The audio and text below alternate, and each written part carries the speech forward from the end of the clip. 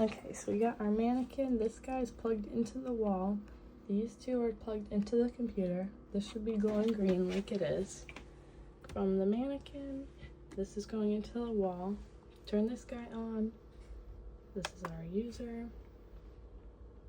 Should be the only application on there.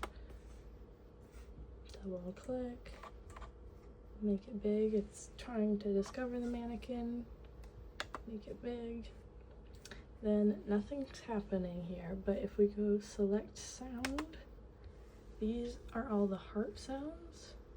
Just scroll down, gets to lung sounds, breath sounds, and then bowel sounds are down at the bottom. So when you want something, scroll up. Let's say I want normal heart sounds, double click, then I'm going to press play. And then this is where you can listen on the actual mannequin, and that's it. And then I usually either get a stethoscope or I can just feel his heart pumping right now, so I know that you can hear it. So we're good.